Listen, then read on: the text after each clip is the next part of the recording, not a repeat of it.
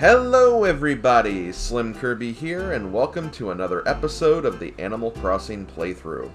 I am playing through an entire year's worth of Animal Crossing in this series, and this Let's Play is basically my journey through accomplishing such a feat.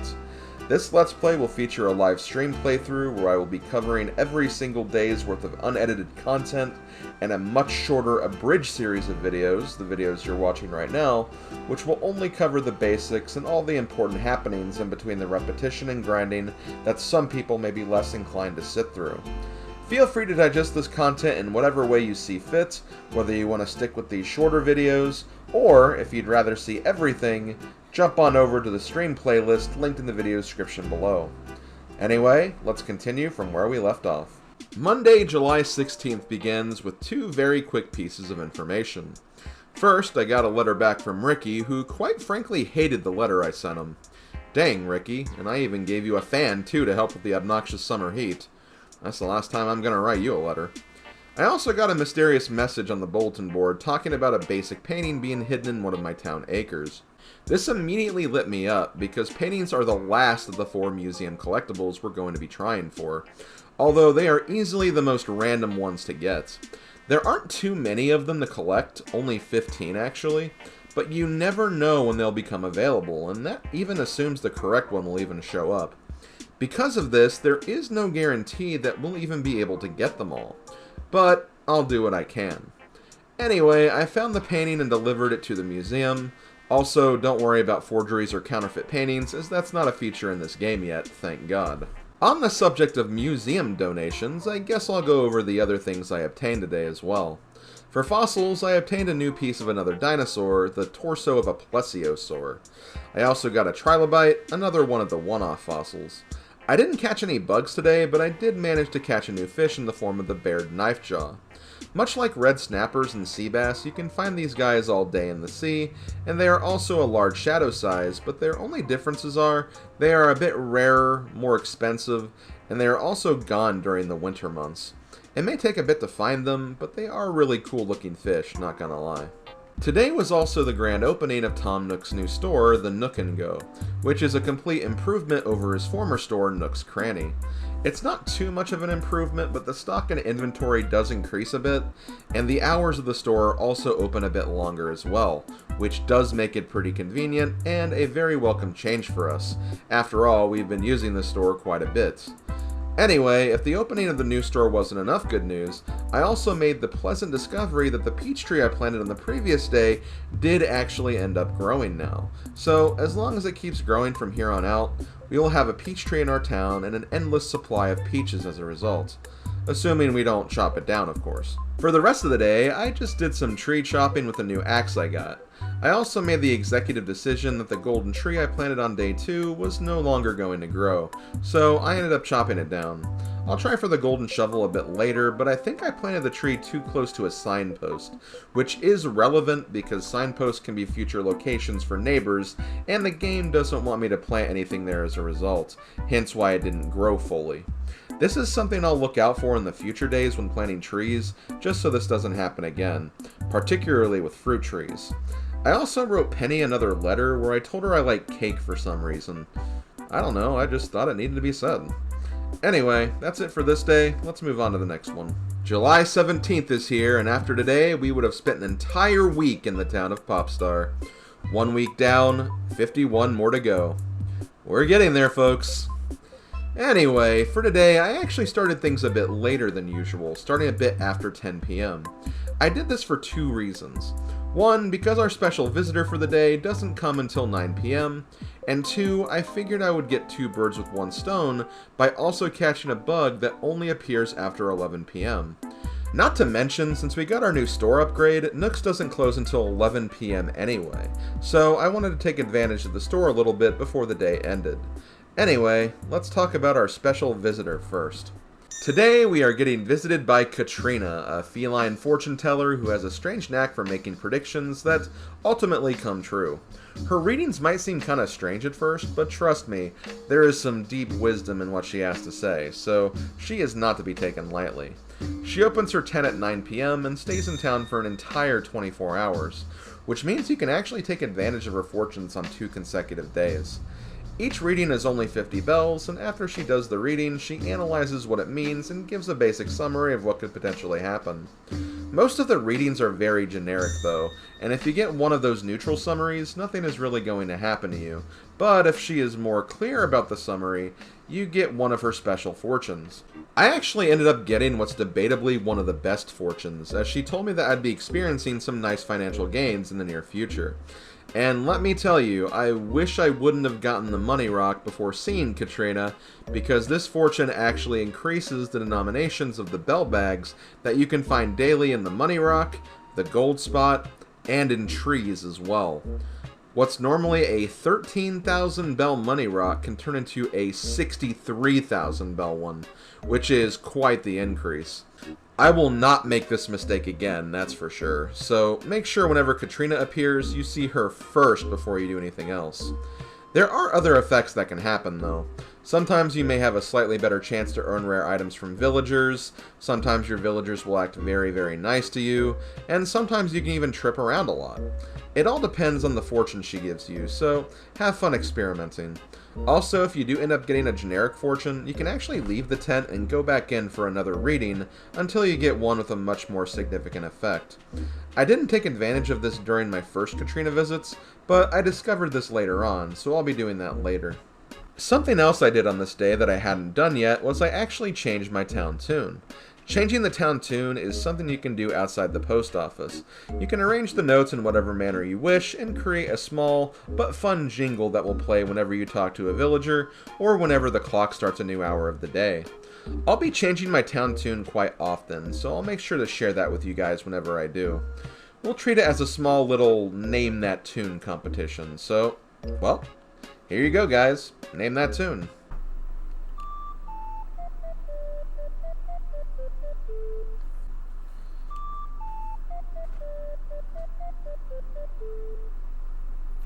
Here's a hint, you don't have to think too hard from the town name to figure this one out. Anyway, with all of that done, we do have a bit of museum donations to get through, so let's cover those very quickly before we move on. For fossils, we acquired the pterodon skull? We'll just say pterodactyl, and the amber, the former being part of a new dinosaur, and the latter, of course, being another one-off. Our only bug catch today, as mentioned before, is another beetle, but this bug will only appear after 11 PM in the evening, so you're gonna need to stay out a bit longer if you want to find the giant beetle. The giant beetle is easily the most expensive bug in the game, being priced at 10,000 bells per sale. So if you love catching bugs in this game, an ideal thing you can do is stay out late, try to get as many giant beetles as you can, and even if you don't, the stag and mountain beetles are decent money makers as well, and then you can sell your haul the next morning when you wake up and the shop opens. However, since this is our first giant beetle, of course, this one is going to the museum first. I didn't catch any fish today, but I figure since we are getting pretty close to catching up with our bug collection, that the rest of the month would be pretty fish heavy regardless, so we'll definitely make some strides in that department later. I also got another shovel today and decided to give the golden shovel another shot. The gold spot for today didn't seem too close to a sign, so hopefully it works this time. I also did a lot of tree shaking today too, because not only was I trying to capture some bees again, but I was also getting the 1,000 bell bags instead of the 100 bags because of Katrina's money fortune, so I figured this was a good time to capitalize on that. Unfortunately, I was still unable to get some bees, but I at least got some money in the process. Wednesday, July 18th brings us another new neighbor in the form of Portia the dog. Portia is a snooty personality type, which I guess I should probably talk more about personality typing since I've mentioned them a few times but never really fully elaborated on them. Basically, every neighbor you get in this game can be classified into one of 6 different personalities, 3 for each gender. For males, you have lazy, jock, and cranky types, and for females, you have normal, peppy, and snooty ones. Just to give you an idea based on who we have right now, Spork is lazy, Curly is a jock, Ricky is cranky, both Lily and Ava are normal, Cherry and Penny are peppy, and now Monique and Portia are snooty. This honestly doesn't mean too much in the grand scheme of things. I'm not going to treat one personality type better than another one intentionally, but the personalities will generally reflect in what certain animals will say to you, and potentially what type of items you'll get from them and how you receive them. I think one example of the latter is when it comes to the random campers that stay in your village.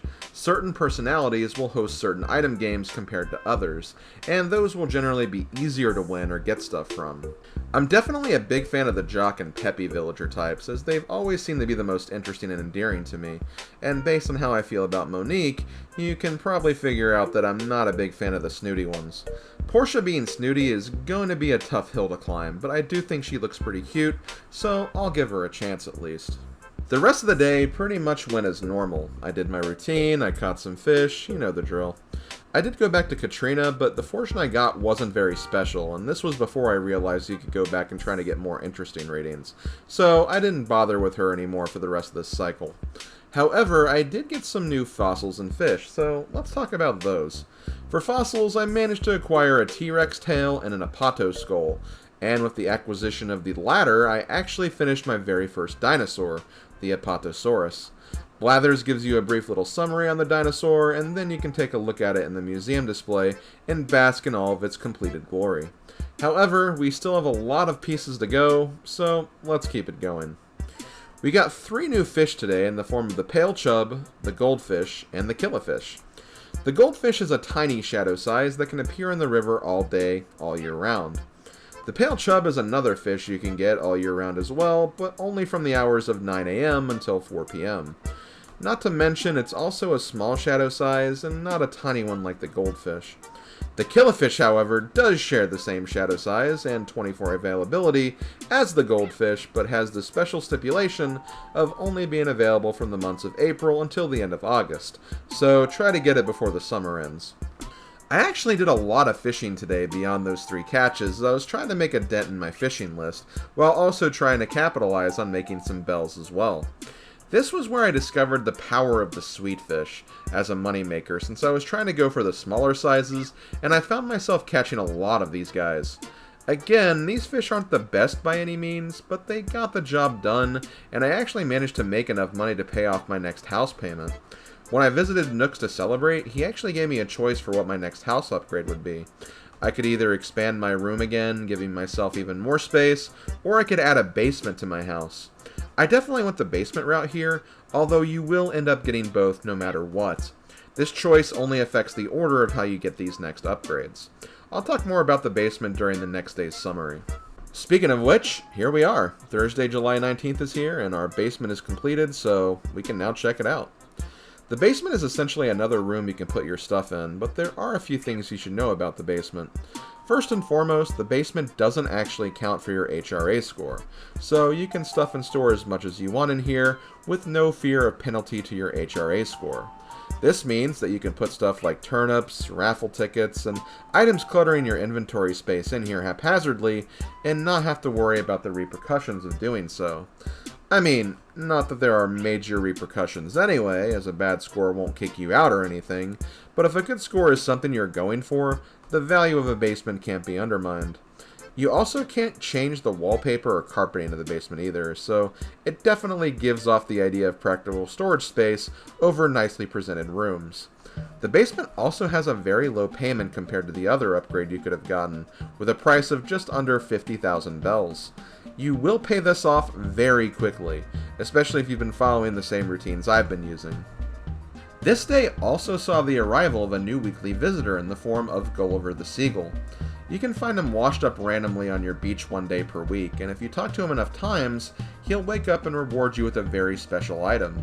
In fact, Gulliver's items cannot be purchased through the catalog, and he has 20 items in particular to give out, so definitely try to look out for him regularly. For this visit, I got a Matryoshka, which is basically one of those egg dolls within an egg doll within an egg doll things that you see. Kind of a neat looking item, honestly. But yeah, there is actually another unique visitor in the same vein as Gulliver, but we'll be seeing them at a much later date and time. Since these visitors are random throughout the week, you can't use Copper to find out when they are coming, and you just have to kind of get lucky with them. On the subject of Copper, we did get word that Wendell, the traveling wallpaper salesman, will be coming over on the 22nd, so we'll be sure to meet with him on that day. In more good news, the peach tree that I planted a few days ago did fully grow today with no issues, so now we finally have an infinite source of peaches. Unfortunately, Penny's request for a peach died a couple of days ago anyway, so we'll be unable to sate her appetite, but we can immediately use this opportunity to plant even more. Each tree will produce 3 peaches every few days, and they will stay on the tree until you ultimately knock them down. Because of this, you can turn one tree's peaches into 3 additional peach trees, and assuming that they are all planted properly, that will give you 4 peach trees, which means you have 12 peaches to use, and you can pretty much grow peaches exponentially from there on out. In addition to just having some additional sustenance in your town, it's also worth mentioning that fruit that is not native to your town will sell for more at Nook's shop. So while pears will only sell for 100 bells per item, peaches will actually sell for 500. And if we grow an entire orchard of peaches, you can really start rolling in the dough. In fact, non-native fruit trees were a major source of income for me back when I played Animal Crossing City Folk, back when that game first came out, before I started playing online and realized the power of coin from summer beetles, and I imagine it's a decently good strategy here as well, assuming you can get the non-native fruits. Remember, we still need the other 3 fruits and coconuts as well, but coconuts will be obtained through a slightly more reliable means. As far as catches and museum donations, I didn't get any new fossils today, but I did add 2 new fish to my catch log. First and foremost, I did finish off the bass collection by getting a large bass. This fish is pretty much like its small and normal size variations, just with a large shadow size. Basically, you'll get this guy eventually based on its availability. Second, I also managed to find a guppy. This fish is very similar to the goldfish, but its availability is much more strict. You can only find it from 9 AM until 4 PM during the months of April until the end of November. But aside from that, you can find it in the river. It's a tiny shadow size, and it's actually worth the exact same as the goldfish, so you'll probably find it at some point if you decide to go on a tiny fish hunting spree. I also started noticing some interesting patterns of behavior from one of our newest neighbors, Ava.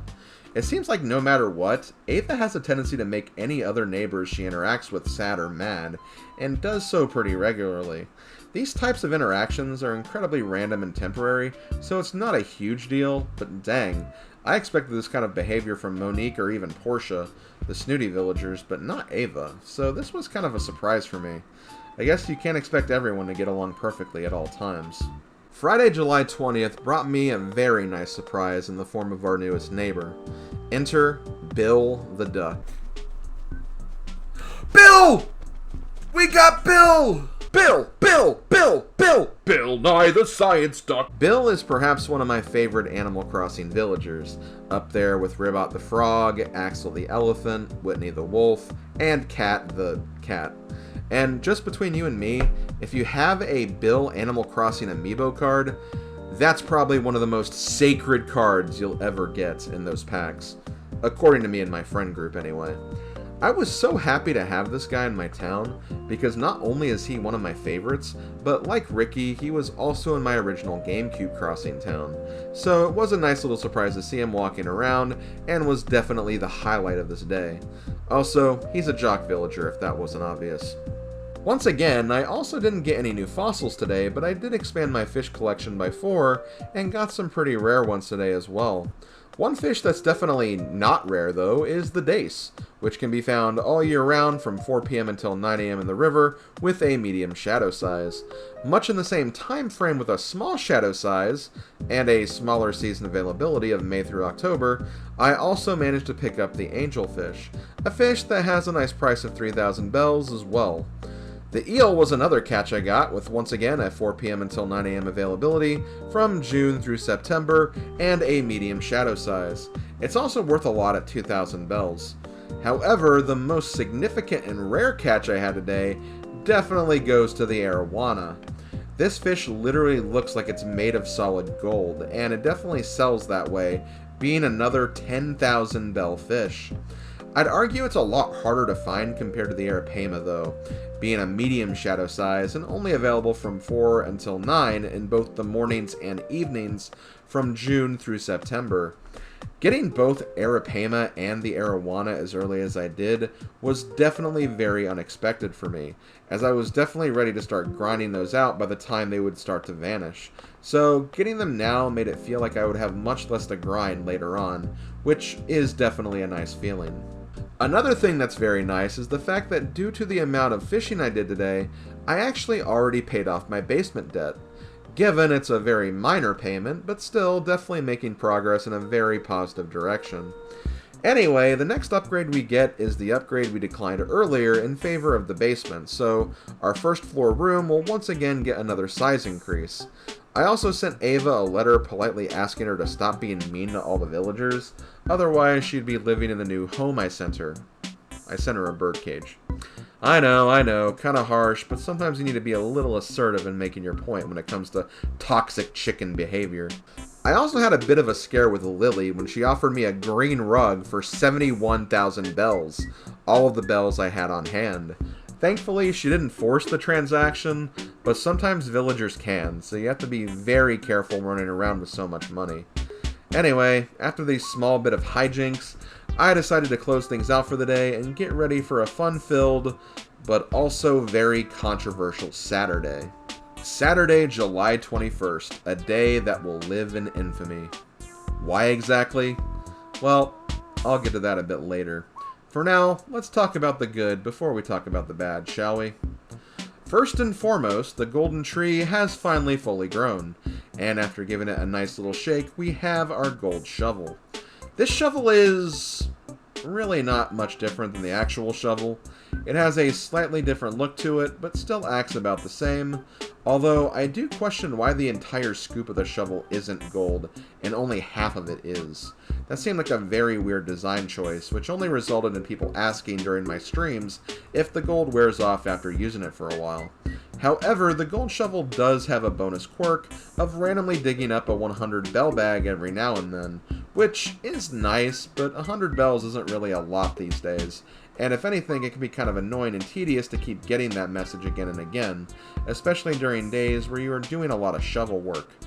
There are two other uses for the gold shovel, one involving the island, which we'll be checking out later, and I think the gold shovel is also required to plant money trees as well. Something else I'll do later, but for practical use, it doesn't really add too much. Still really cool though, and the gold tree in town is a nice touch. We also had a new neighbor today in the form of Caesar the Gorilla, another cranky villager like Ricky. Not really sure how to feel about him just yet, but a lot of people in my chat refer to him as Bluster Kong from the Donkey Kong Country cartoon show. My guess is the mustache he has. I guess this gorilla is a huge fanboy of Julius Caesar or something, because his house looks like a weird throne room of sorts, and he even says the word highness as well. Pretty strange individual we have on our hands. However, it being Saturday means that KK Slider is back in town, so I get another song in the form of KK Fair.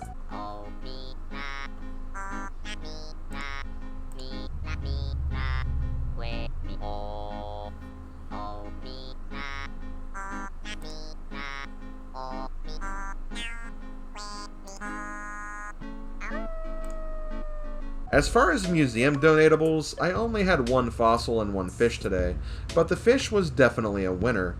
My fossil ended up being a mammoth skull, the only non-dino creature of the fossil list, and it only has 2 parts, so I only need to find the torso now. The fish I got was actually the giant catfish. The giant catfish is actually kind of similar to the giant snakehead, as it shares the same qualities and attributes, being a very large shadow size that only appears in the lake sector of town during the summer months of June, July, and August. The difference is that you'll never see both of these fish at around the same time, as the giant catfish only appears from 4 p.m. until 9 a.m., while the giant snakehead fills in the other time slot.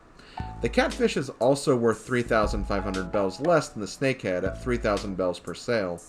Nonetheless, though, it's another fish I can remove from this list. Now, let's start getting into the bad news, shall we? Well, the first thing I was greeted with today was a letter from Tom Nook, telling me that his store was being remodeled again. But Slim, isn't that good news?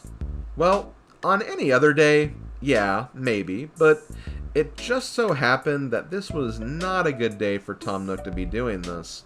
And the reason why is, well, remember when I bought turnips last Sunday? You may have noticed that I didn't really talk about turnips throughout this past week. This is because the price never really fluctuated that much from its original price, and even if it did, it was definitely on the negative side. This is unfortunately just a possible factor of the turnip selling process. Anyway, I was ready to sell my turnips on Saturday, the last day before they would spoil, regardless of what the price would be.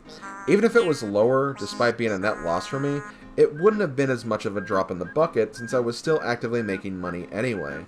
Heck, I paid off 2 house payments this week as it was. However, Nook deciding to upgrade his shop prevented me from selling my turnips at all, which means instead of being down a fraction of my original spending, I was down the entire 31,000 bells.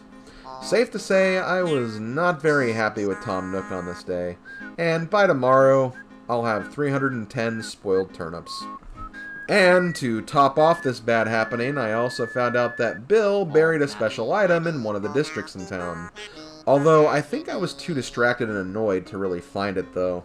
I swear, I looked everywhere for it, but was just not seeing the dig spot anywhere. The time of day didn't really help either, since it was in the evening, but I'm fully convinced my bad mood was probably the main catalyst here. I even chopped down a bunch of trees to see if I could find it better, which didn't really help either. But hey, I'm also going to need some more time to make my way for more peach trees, so this was probably just a means to get ready for that more than anything. My bad mood also caused me to kind of overlook the camping villager we had for today too, Patty the cow, who I think I referred to as Patty Mayonnaise for whatever reason. You can probably tell I was a 90s Nickelodeon kid, huh? Anyway, I ended the day by writing a letter to Bill, officially giving up on the item hunt. I figured it was time to wash my hands of this day and move on to the next one, and that's exactly what I did. Well folks, I think that's going to be it for another Animal Crossing video. Just a reminder, if you'd like to watch the full segments, raw and unedited, there is a link in the video description where you can watch the full streams of this series. Just remember that I am much further ahead of where I am now with these smaller and faster episodes, so check the video descriptions carefully on what dates are covered in each stream session, in case you don't want to be spoiled on certain happenings and events. Also, if you'd like to catch one of these sessions live and the discrepancy of time doesn't bother you, I'll post a link to my schedule so you know when I generally stream these sessions. As far as the upload schedule for these episodes in particular, I don't have a set time for them, and they'll mainly be ready whenever I get time to make them. I am a busy man after all, and this series is going to take a lot of work, so please understand and be patient with me on that. Thanks for watching, and I'll see you fine people next time. Later, folks.